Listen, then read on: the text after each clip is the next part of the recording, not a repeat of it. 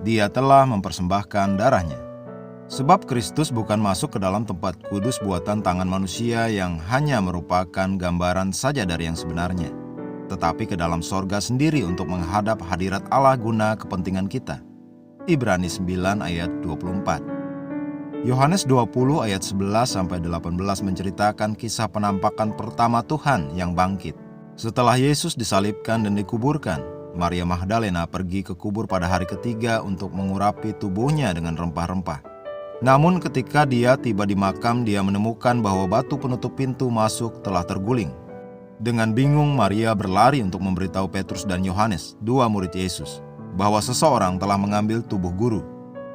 Alkitab mencatat bagi kita di ayat 11 bahwa setelah Petrus dan Yohanes pergi, Maria tinggal di kubur sambil menangis.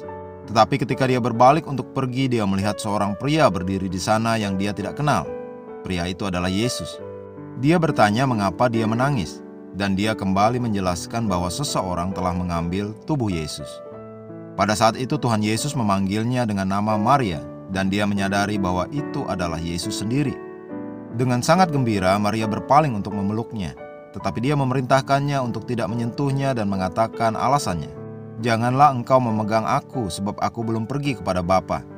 Tetapi pergilah kepada saudara-saudaraku dan katakanlah kepada mereka, bahwa sekarang aku akan pergi kepada Bapakku dan Bapamu, kepada Allahku dan Allahmu." Yohanes 20 ayat 17. Ini berarti bahwa sebelum dia bertemu dengan para murid di Galilea dan sebelum siapapun dapat menyentuh dia akan naik kepada Bapanya sebagai imam besar kita dan mempersembahkan darahnya.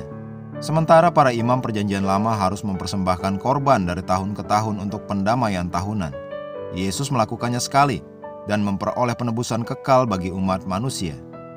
Jadi pengorbanannya ada dalam darahnya sendiri yang dia bawa ke surga untuk dipersembahkan. Darahnya diterima seperti yang dibaca dalam Ibrani 9 ayat 12. Dan ia telah masuk satu kali untuk selama-lamanya ke dalam tempat yang kudus, bukan dengan membawa darah domba jantan dan darah anak lembu, tetapi dengan membawa darahnya sendiri. Dan dengan itu ia telah mendapat kelepasan yang kekal. Dalam tulisan Matius ketika dia datang ke Galilea, hal pertama yang dia katakan kepada muridnya adalah, "Salam bagimu." Matius 28 ayat 9. Dengan kata lain, sudah selesai, itu sudah terjadi. Aku telah mempersembahkan darahku dan mendapat penebusan abadi bagi umat manusia. Terpujilah Tuhan.